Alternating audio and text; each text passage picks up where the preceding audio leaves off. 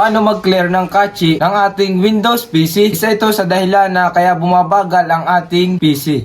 So, simulan na natin.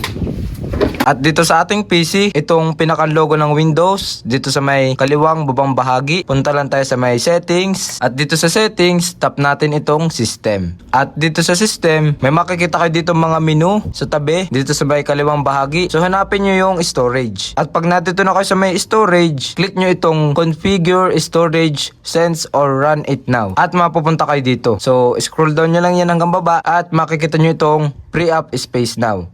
So tap nyo lang itong clean now.